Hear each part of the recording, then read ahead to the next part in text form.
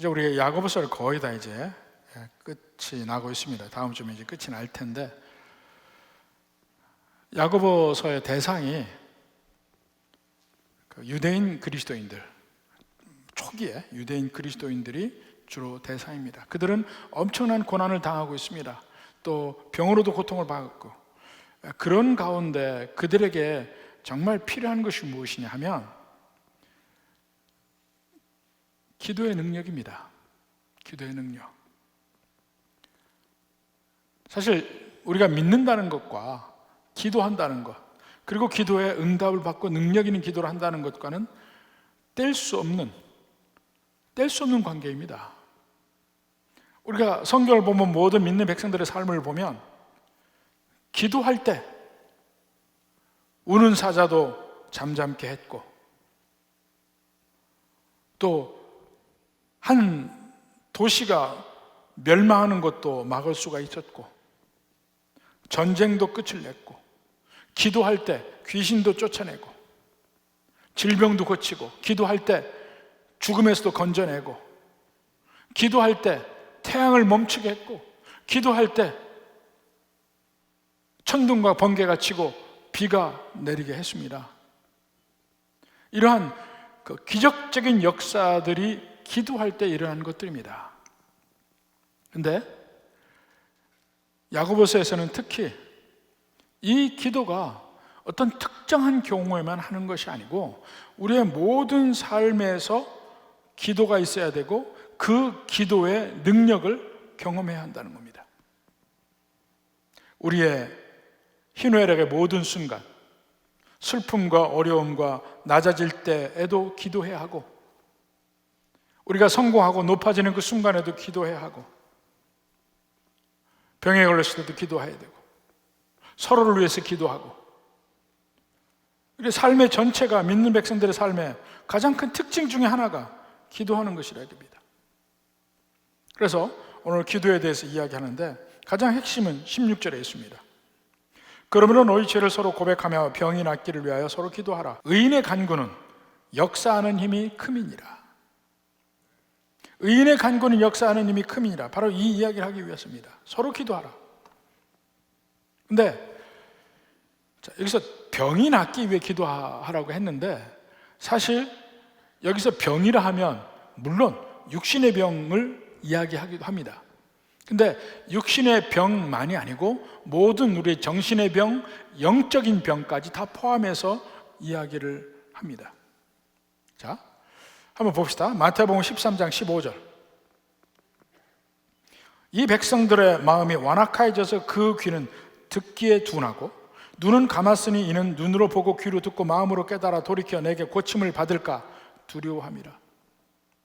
보고 듣고 깨달아 고침을 받을까 두렵다. 그것은 하나님을 알지 못하고 어두운 마음, 이제 멸망으로 가는 그 마음에서 다시 하나님을 알고 하나님께로 돌이키는 그 과정을 고침받는다고 표현하고 있습니다. 이것이 영적인 고침이죠.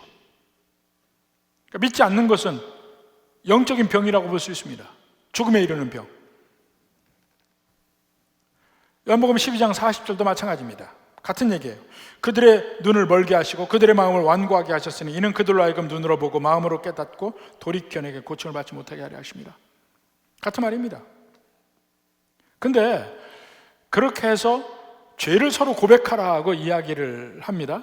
그러니까 모든 병, 육신의 병, 마음의 병, 영적인 병을 고침받기 위해서 기도해야 하는데 그 기도가 능력 있는 기도가 되기 위해서는 먼저 죄를 서로 고백하라는 내용이 있어요. 근데 이 면으로 해서 이 천주교에서 제도가 생겼죠. 고해성사라는 제도가 생깁니다. 근데 고해성사라는 제도가 사실은 여기서 보면 성경과는 맞지 않습니다. 잘. 그 고해성사 어떻게 합니까? 성도가 가서 고해성사하는 방에 가면 칸막이가 있고 반대편에 사제가 있습니다. 그러면 거기서 자기 죄를 고백을 하면 그 사제가 듣고 그 다음에 처방을 줍니다. 뭐 주기도문을 몇 번 외우십시오, 아니면 사도신경을 몇 번 어떻게 하십시오, 뭘 하십시오, 이런 처방을 줘요. 그러면 죄를 고백하고 처방을 받으면 그걸 하면 그 죄가 다 용서받음으로 갑니다. 근데 그게 성경적이냐? 죄를 서로 고백하라는 얘기는 그 죄의 고백을 하는 이유가 있습니다. 공동체 회복인데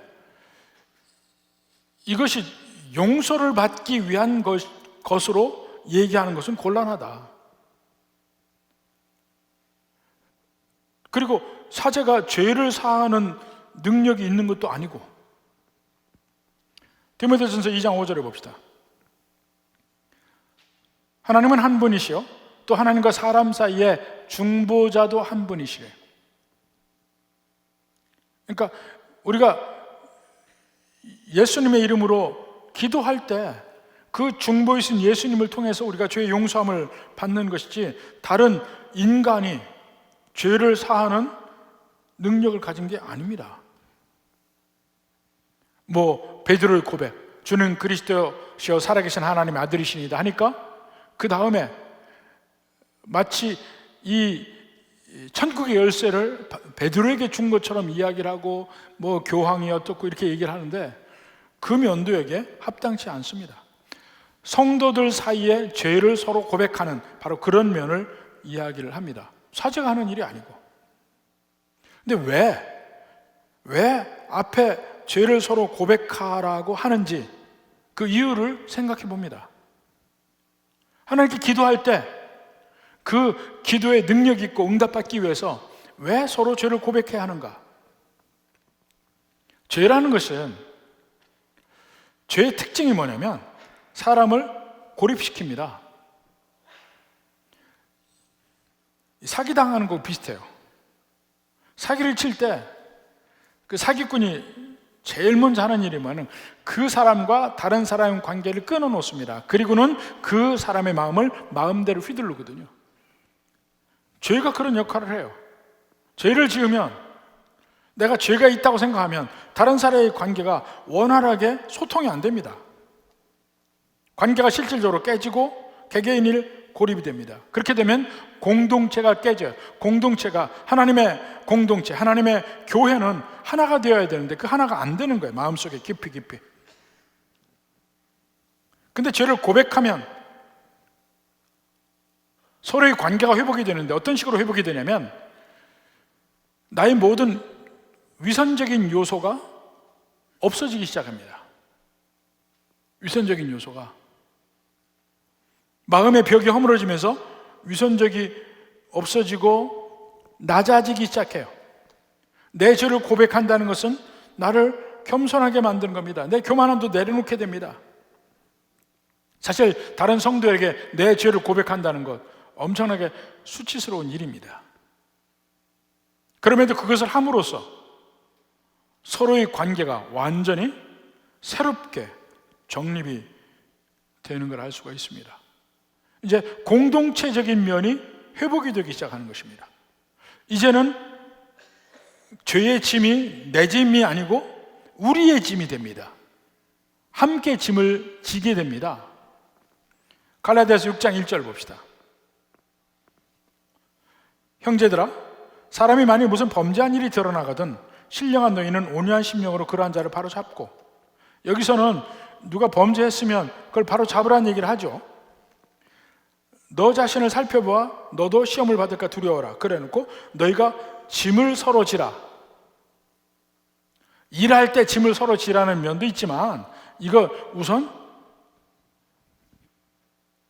죄의 짐을 함께 나눈다. 같이 죄 짓는다는 얘기가 아닙니다. 그 죄를 짓고 나서 생긴 그 마음의 짐을 같이 나누는 겁니다. 그러니까 내가 마치 그 죄인인 것처럼 하나님 앞에 간구하고 기도하고 용서를 구하는 기도를 할 수 있는 겁니다. 그 죄의 짐을 지는 거예요. 이래서 함께 공동체적인 기도를 할 수 있게 되는 그 출발점이 서로 죄를 고백하는 것. 이때 이제 병낫기를 위해서 서로 기도하고 의인의 간구를 할 수 있고 이런 면이 생깁니다. 근데 이 서로 내 죄를 고백하라고 이야기하는 면에서 좀 위험한 것들이 좀 있습니다. 비슷한데 아닌 거, 진짜가 아닌 거. 어떤 면이냐면, 첫째로 이 정서적으로 다른 사람의 관심이 고픈 사람들이 있습니다. 그러면 내 연약한 점, 내 잘못된 점, 내 죄악, 이런 것을 스스럼 없이 내놔요. 그럼 듣는 사람들이 그 사람을 연약하게 보고 또 외롭게 보이고 이렇게 해서 돌봐줍니다. 이 돌봄을 구하기 위해서 자꾸 내 연약함과 잘못을 이야기하기도 합니다. 그를 통해서 동정심을 유발하고 관심을 유발하고 돌봄을 받고 이러기 위해서 하는 면이 있어요. 이 사람들은 습관적으로 여러 사람에게 그 일을 합니다. 여러 사람에게 그 관심을 받죠. 근데 계속해서 그렇게 하기 때문에 듣는 사람도 처음에는 같이 관심을 갖고 그를 위해서 기도하고 해주다가 나중에 점점 영적으로 힘들어집니다. 근데 이런 사람을 우리끼리 전문 용어로 블랙홀이라고 합니다. 블랙홀. 블랙홀 한 사람 있으면 그 주변에 수많은 성도들이 영적으로 고갈돼요. 힘들어져요. 그래서 오히려 다른 사람을 돌보는데도 어려운 수가 생깁니다. 그래서 이제 어느 정도 선을 지키고 이제 그 관계에서 견제를 하면 이 교회는 사랑이 없다. 그리고 떠나가요. 딴 데 가서 또 막 관심을 유발하고 이런 사람들이 있습니다. 또 다른 사람들은 죄를 고백하는 것은 사실 겸손함의 표현인데 은근히 옛날에 죄적인 삶을 살 때의 자기를 자랑하는 경우가 있어요. 내가 옛날에 그래도 좀 놀았는데 뭐 이래가면서 내가 이렇게 놀았다, 이렇게 나한테 뭐 여자가 많았다, 뭐 했다. 죄를 고백한다는 말을 하면서 실질적으로는 자기 죄적인 면을 은근히 자랑하는 경우가 있습니다. 그러니까 간증도 잘해야 합니다. 사실은 간증을 할 때 뭡니까? 내가 변화되기 전과 변화되기 후를 이야기를 하는 게 간증이죠. 하나님의 은혜 안에서 이렇게 변화되었다.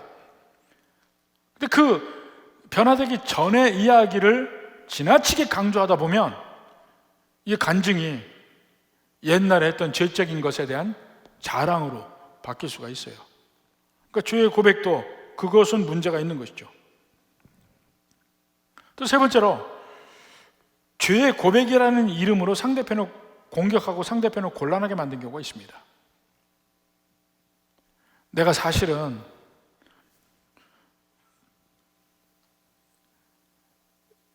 당신에게 이러이러한 면이 너무너무 싫어서 당신에게 이제까지 미워해 왔었는데 듣는 사람은 처음이에요. 그 소리를. 나는 이 사람하고 관계가 좋은 줄 알았어. 근데 마침내 고백을 하는데 이제까지 나를 속으로 되게 미워했다는 거야. 내 이런 면 너무너무 싫어했다는 거야. 완전히 멘붕에 빠지죠. 그리고 내게 있던 마음의 짐을 죄의 고백이라는 걸 통해서 상대방에게 통째로 짐을 지워버리는 일이 생깁니다.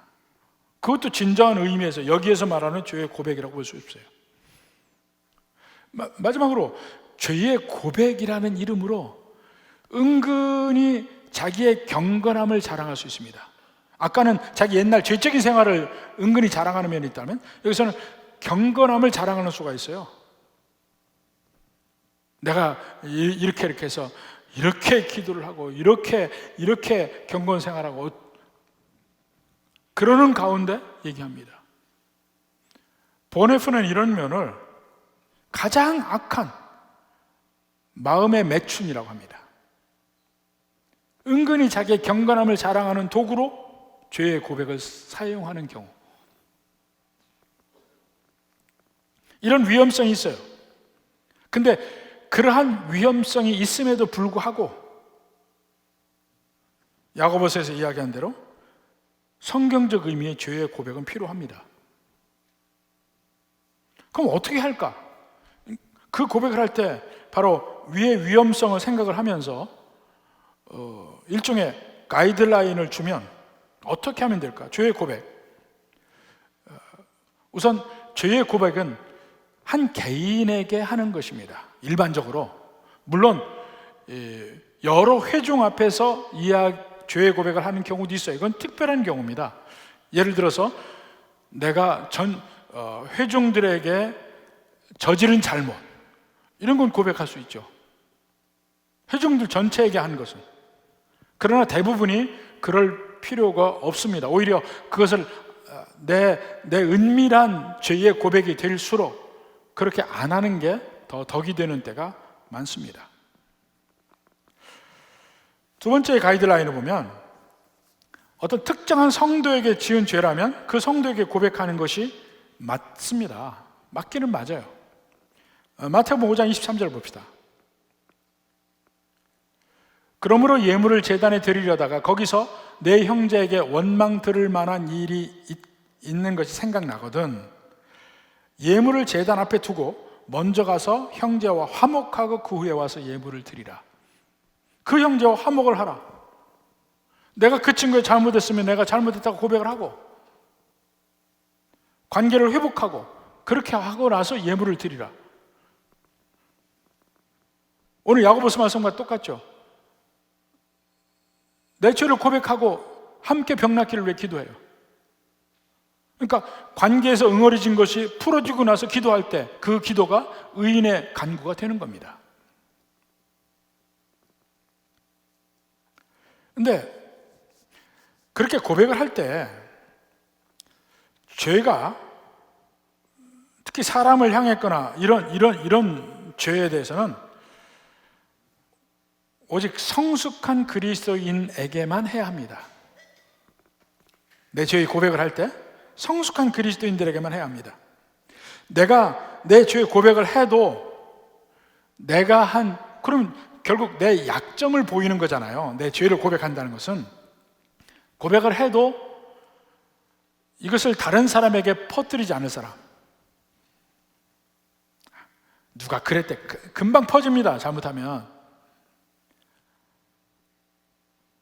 퍼뜨리지 않을 사람.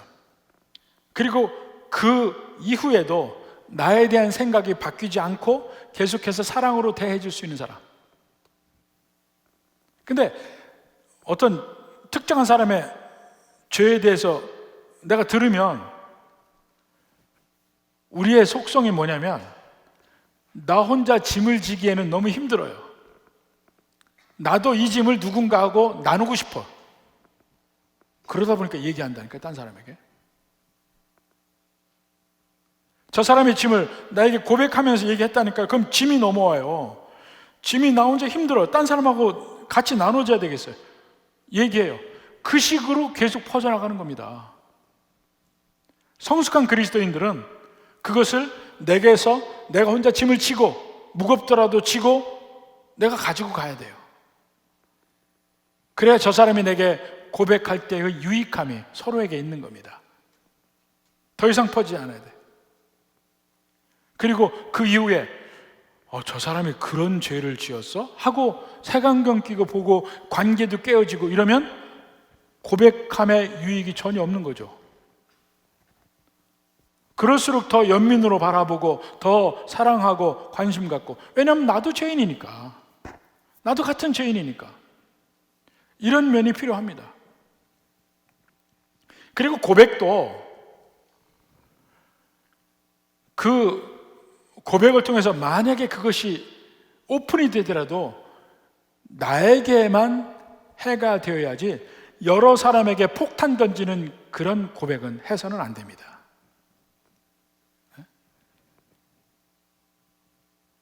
여러 사람을 한꺼번에 물먹이는 그런 고백은 해서는 안 된다고요.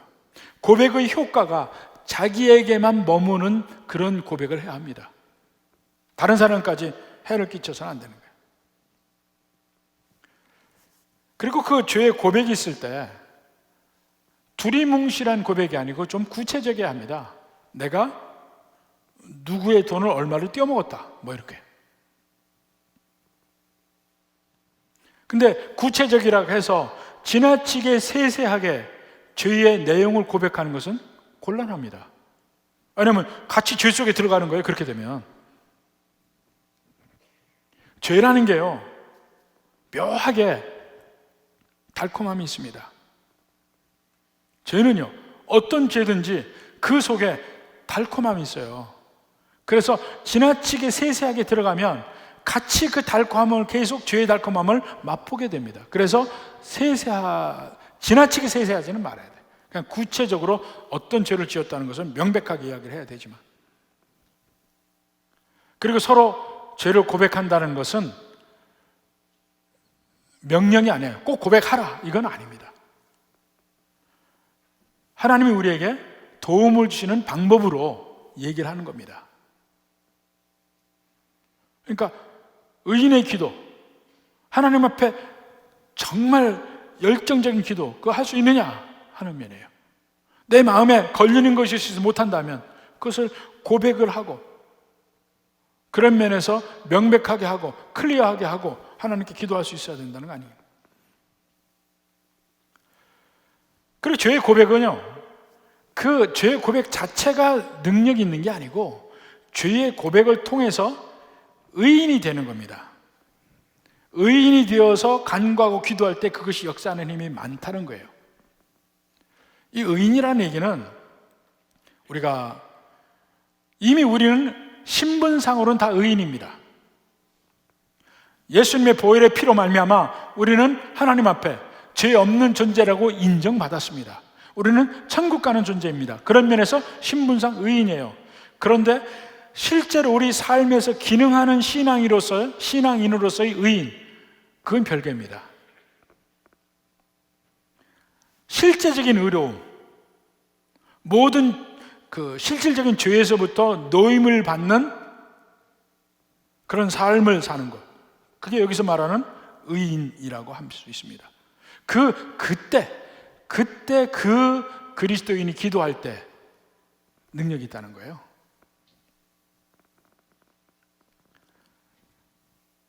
우리 예수 믿는 사람이지만, 하나님의 백성이지만, 하나님과의 관계에서 우리의 모든 간구와 기도가 하나님께 확실하게 들려지기 위해서는 우리의 실질적인 삶에서의 죄에서 벗어나야 된다는 겁니다. 이사야서 59장 1절 봅시다. 여호와의 손이 짧아 구원하지 못하심도 아니요 귀가 둔하여 듣지 못하심도 아니라, 우리가 기도할 때 왜 응답이 없느냐 이거예요. 하나님이 손이 짧느냐?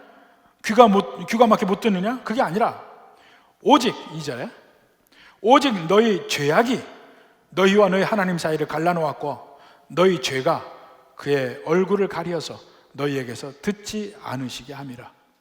죄가 하나님과의 소통을 막는 거라고 합니다. 이것을 고백하라. 시편 66편 18절, 내가 나의 마음에 죄악을 품었더라면 주께서 듣지 아니하시리라. 시편 34편 15절, 여호와의 눈은 의인을 향하시고 그의 귀는 그들의 부르짖음에 귀를 기울이시는도다. 의인의 부르짖음에 귀를 기울인다 그랬어요.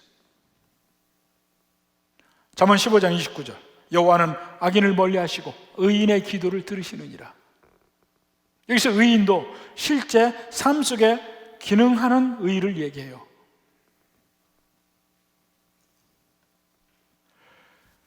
우리가 서로에게 이렇게 죄를 고백하고 하나님과 우리 사이에 죄로 막힌 것이 없이 우리가 서로 기도한다면 개인의 기도도 능력이 있을 것이고, 함께 기도하면 공동체의 능력이 나옵니다. 이것이 교회의 역사를 보면 수없이 많은 곳에 부흥운동의 원천이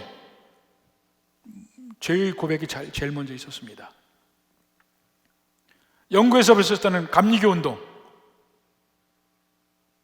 작은 성경 공부 모임에서 서로의 죄를 고백하고 그 위에 기도할 때 기도의 능력이 나오기 시작하면서 감리교 운동이, 메소디스트 무브먼트가 생기기 시작해요. 우리나라도 마찬가지입니다. 우리나라가 전 세계적 유례 없는 기독교의 부흥이 있었던 그 출발점이 평양 부흥운동이에요. 근데 평양 부흥운동은 1907년에 됐는데 그 전에 이미 그 싹이 어디서부터 나왔냐면 1903년도에 원산에서 여자 선교사들이 모였습니다. 모여서 이 한국의 교회의 부흥을 위해서, 전도를 위해서 기도합니다. 여러 가지 자기들이 선교할 때 문제점 가지고 기도했거든요. 근데 기도하면서 그들이 점차로 느낀 것이 근본적인 원인은 이러이러한 문제를 놓고 기도하는 것이 아니고 여자 선교사들입니다. 우리의 잘못이 크다는 것을 느끼기 시작한 거예요. 조선 사람에 대한 그들의 우월감, 그들의 교만, 그들과 우리는 다르다고 느끼는 것, 아래로 보는 것, 이것이 느끼기 시작하면서 그것을 먼저 고백하고 회개하기 시작했습니다. 이것이 폭발적인 영적 능력을 보여주기 시작하고 도화선이 돼서 부흥하기 시작합니다. 이것이 원산 대부흥이에요. 각지로 이것이 퍼져나갑니다. 퍼져나가면서 자기의 잘못을 고백하는 일이 자꾸 생기기 시작하는 거예요. 부흥의 핵심이 먼저 죄의 고백, 교회 앞에서 이것이 나오기 시작했습니다. 그러다가 그 1903년인데 1907년 1월 2일부터 1월 15일까지 평양에서 부흥 사경회가 있었습니다. 남자들은 사경회. 근데 그 사경회가 2일부터 15일이니까 2주간 있잖아요. 선교사들이 이제 그 당시만 해도 선교사들이 주도할 때입니다. 그래서 하는데 1월 15일까지인데 14일까지도 소위 말해서 깨어짐이 없는 거예요. 부흥에서 깨어짐이 있는데 그 깨어짐이 없는 거예요. 그래서 그 14일 저녁에 600명이 따로 모여가지고 철야기도를 시작했습니다. 근데 그 철야기도에서 길선주 장로님이, 자, 이것이 2007년도 1월 14일이에요. 바로 그 전해 1907년, 죄송합니다. 1907년인데 바로 그 전해, 몇 달 전이죠. 자기 친구가 임종하면서 이것을 재산을 정리를 해달라고 그 당시 100불, 엄청나게 큰 돈입니다. 100불을 맡겼는데 그것을 자기가 횡령했어요.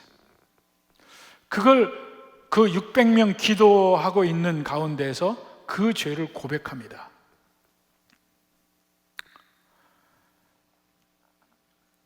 그 다음부터 기도하기 시작하는데 줄줄이 여러 사람들이 나와서 자기 죄를 고백하는 거예요. 바로 그 몇 년 전에 청일전쟁이 있었는데 청일전쟁 당시에 자기 아이들을 죽일 수밖에 없었던 그 어머니가 나와서 그 죄를 고백해요. 또 어떤 사람은 아내가 불치병 걸려서 병원 중에 있는데 그 아내를 구박하고 자기는 술만 먹었던 그 잘못을 고백하고, 어떤 사람은 선교사님 돈 14전을 떼먹은 것, 그 몰래 훔친 거에 대해서 고백하고, 이런 죄의 고백이 계속 연이어서 기도하는데 그 기도회가 완전히 역동적인 기도의 도가니로 바뀌기 시작합니다. 이게 평양 대부흥운동의 시작이에요. 그런 사람들 마음이 다 녹아지고 정말 강력한 기도의 능력이 생기기 시작합니다. 그래서 그 기도운동이 전국에 퍼지고 우리 쪽으로는 무안에까지 그 운동이 내려와서 무안에서 놀라운 일이 벌어지고, 이런 일이 벌어지는 출발점이 내 죄의 고백, 서로가 서로에게 죄를 고백하는 대목입니다. 그러니까 여기 그 죄를 고백하는 내용들을 보면 그 자기의 죄, 뭐 다른 사람에게 해코지 되는 그렇지 않은 자기의 죄의 고백이죠. 그 특정들 다 보십시오. 그러면서 변하는 거예요. 의인의 간구는 역사하는 힘 많다. 병을 고쳐요. 근데 그 병이 육신의 병뿐만 아니라 더 중요한 게 영적인 병을 고치기 시작하는 거예요. 완전히 교회를 새롭게 하고. 우리 기도를 이렇게 하라 이겁니다. 하나님의 뜻 안에서 열정적으로 기도할 때, 내 저를 고백하고 생활적인 면에서, 기능적인 면에 의인이 되어서 기도할 때 그 기도는 역사하는 힘이 많다. 그 다음에 그 예로서 엘리야를 보여줍니다. 17, 18절에 엘리야는 우리와 성정이 같은 사람이로되 그가 비가 오지 않기를 간절히 기도한 즉 3년 6개월 동안 땅에 비가 오지 아니하고 다시 기도하니 하늘이 비를 주고 땅이 열매를 맺었느니라. 자, 야고보서를 읽는 사람의 대부분이 유대인 그리스도인들이에요. 그들에게 엘리야는 너무나 익숙한 사람입니다. 구약 성경에서 보기 드물게 능력을 행한 선지자예요. 비가 오지 않기 위해서 기도했더니 3년 6개월간 비가 안 오고, 비가 오게 기도했더니 비가 오고, 갈멜산에서 하나님께 기도할 때 하늘에서 불이 내려오고, 850명의 이방 선지자들을 죽이는 그런 놀라운 일을 했던 그런 사람. 근데 말라기서 보면 그 마지막 때에 엘리야가 다시 나타난다. 그러니까 이 유대인들은, 그 당시 예수님 당시 유대인들의 초대교회에서 엘리야는 굉장히 큰 인물이었습니다.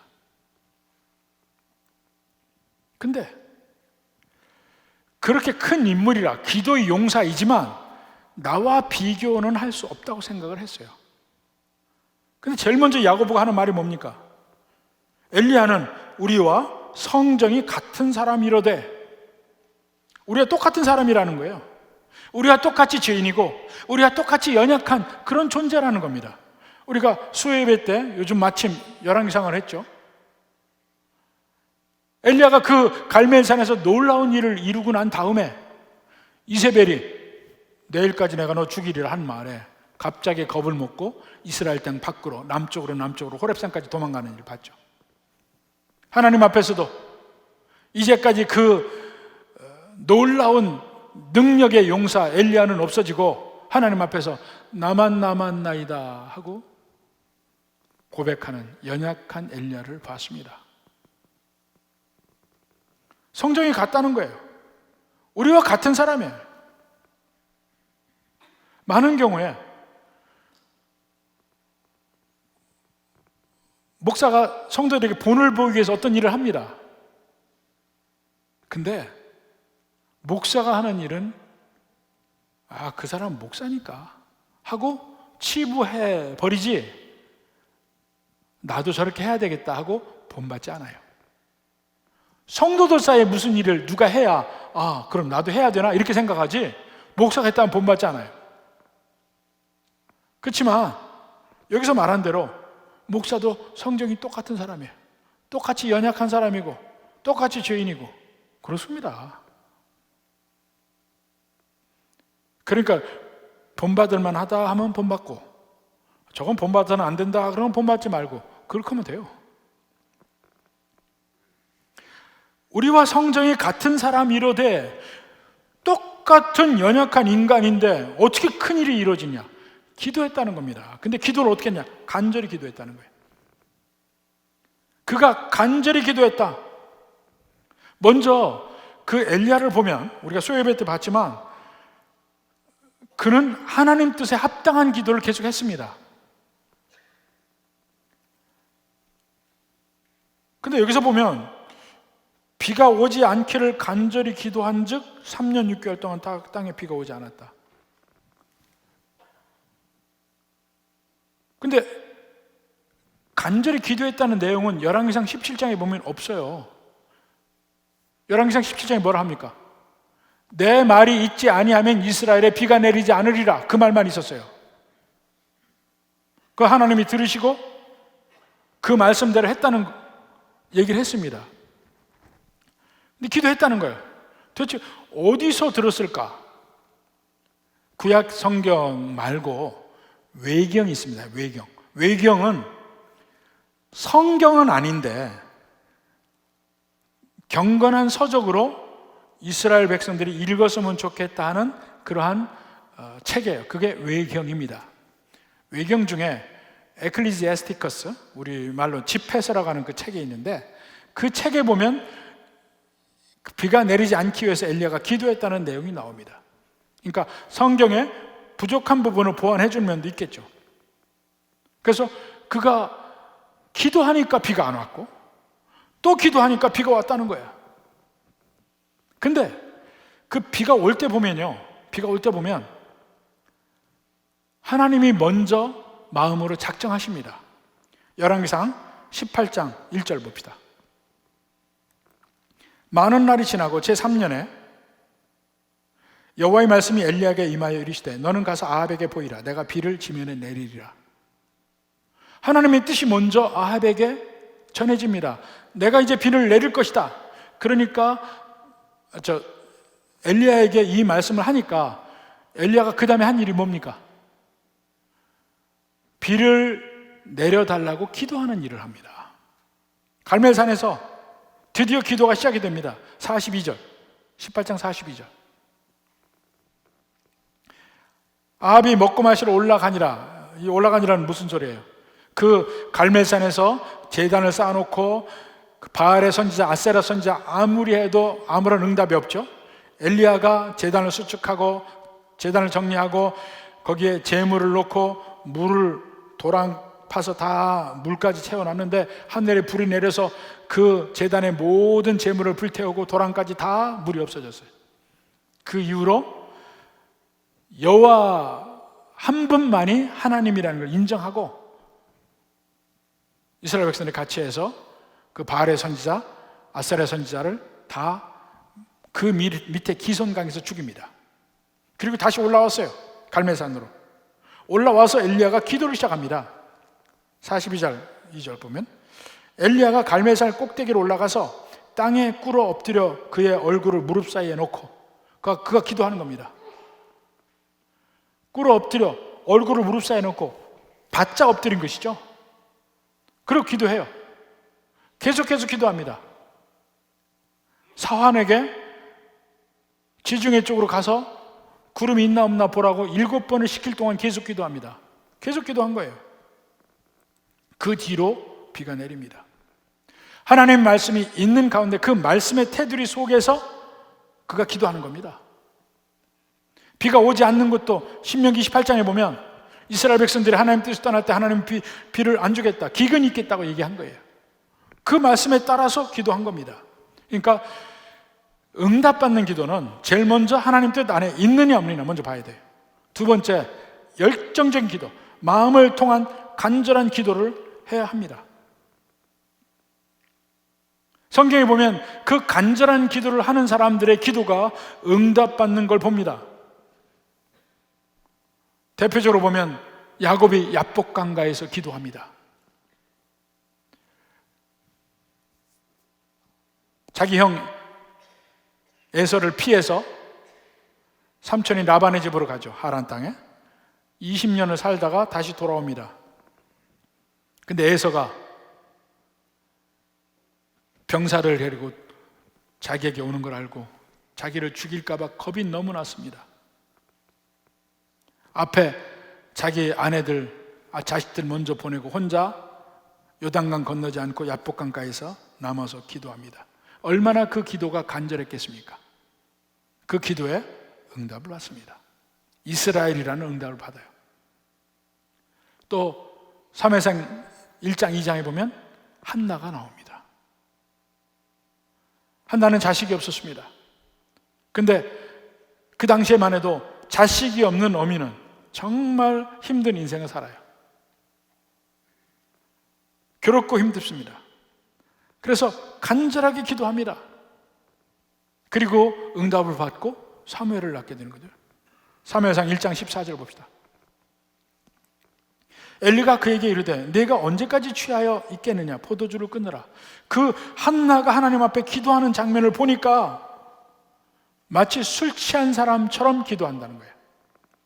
그러니까 엘리는 잘못 알고 왜 술 먹고 있느냐 하고 이야기를 합니다. 그러니까 한나가 15절에 대답하여 이르되 내 주여 그렇지 아니하니이다. 나는 마음이 슬픈 여자라.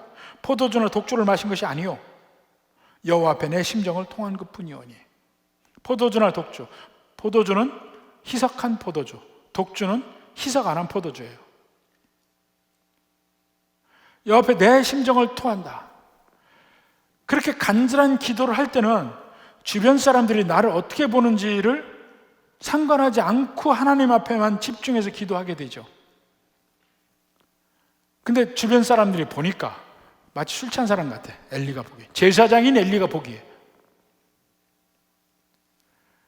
바로 이런 면에서 우리가 기도회를 할 때는 웬만하면 우리가 불을 끕니다. 왜 불을 끄는지 아세요? 오직 집중해서 기도할 수 있게끔 하려고. 근데 불이 켜 있으면요, 혹시 그 중에 제일 기도 안 하는 사람이 눈 뜨고 쳐다봐요. 기도가 안 되니까 눈 뜨고 쳐다봐. 근데 보면 이상하게 기도하거든. 어떤 사람이 이렇게 기도하고 어떤 사람은 저렇게 기도하고 저렇게 하고 평소와는 다른 모습으로 기도를 하게 된다고요. 왜냐하면 간절함이 여러 가지로 표현될 수 있어요. 그건 덕이 안 돼요. 그리고 그렇게 될 때는 또 기도하고 싶은데 혹시 다른 사람이 나를 어떻게 볼까 봐 쉽게 기도에 몰입하지 못하는 것도 있어요. 그래서 불을 끈 겁니다. 엘리의 눈도 그렇고 제사장의 눈에도 술 취한 것처럼 보이니까 그만큼 간절한 기도를 한 겁니다. 그 응답받고 사무엘을 낳고 또 여러 자식을 낳게 됩니다. 에스라 느헤미야도 마찬가지예요. 에스라서 9장 5절 봅시다. 저녁 제사를 드릴 때 내가 근심 중에 일어나서 속옷과 겉옷을 찢은 채 무릎을 꿇고, 이게 기도하는 내용이에요. 나의 하나님 여호와를 향하여 손을 들고 말하기를 나의 하나님이여 내가 부끄럽고 낯이 뜨고 감히 나의 하나님을 향해 얼굴을 들지 못하오니 이는 우리 죄악이 많아 정술에 넘치고 우리 허물이 커서 하늘에 미침이니이다. 이스라엘 백성들의 잘못과 죄악을 위해서 대신해서 하나님 앞에 에스라가 회개 기도하는데 속옷과 겉옷을 찢은 채로 무릎을 꿇고 기도했다고 그랬어요. 이 간절한 기도. 또 느헤미야의 기도도 마찬가지예요. 느헤미야 1장 4절. 내가 이 말을 듣고 앉아서 울고 수일 동안 슬퍼하며 하늘의 하나님 앞에 금식하며 기도하였다. 바벨론이 이스라엘을 3번에 걸쳐 쳐들어왔습니다. 3번 몇 년 뒤에 또 쳐들어오고 몇 년 뒤에 쳐들어오고 마지막 때는 완전히 멸망을 했지만 느부갓네살 왕이 되기 전에 왕자일 때부터 쳐들어왔습니다. 그래서 3번에 걸쳐서 이스라엘에서 포로를 잡아가요. 제일 먼저 잡혀간 사람 중에 다니엘도 있고.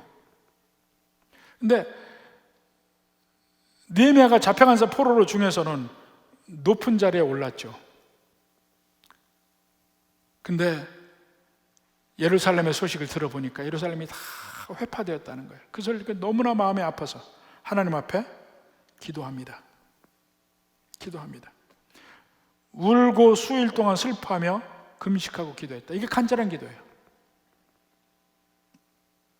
그 기도마다 하나님의 응답하심을 받았습니다. 바울의 기도도 마찬가지예요. 로마서 9장 3절. 나의 형제 곧 고륙의 친척을 위하여 내 자신이 저주를 받아 그리스도에게서 끊어질지라도 원하는 바로다. 그러니까 하나님 앞에 기도할 때마다 내가 주님 앞에 끊어져도 좋으니 이들을 구원하십시오. 얼마나 간절한 기도를 하는 거예요. 또 바울의 동역자 에바브라 있습니다. 골로새서 4장 12절 봅시다. 그리스도 예수의 종인 너희에게서 온 에바브라가, 골로새에서 왔죠. 에바브라가 너희에게 문안하느니라. 다시 골로새에 편지를 쓸 때 같이 문안해요.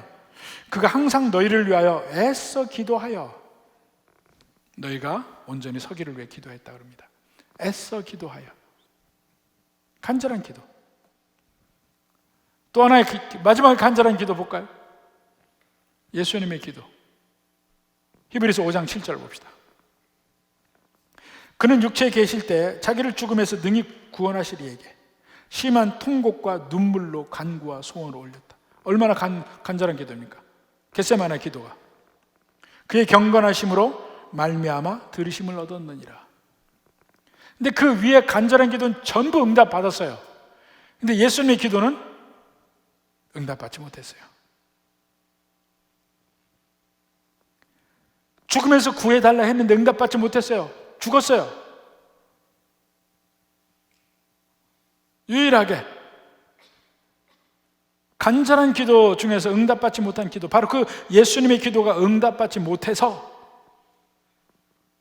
우리가 구원을 받고 우리가 유익함을 얻고 그 다음에 우리의 기도가 능력 있고 응답받게 된 겁니다. 예수님의 그 기도 때문에, 예수님의 그 순종하심 때문에.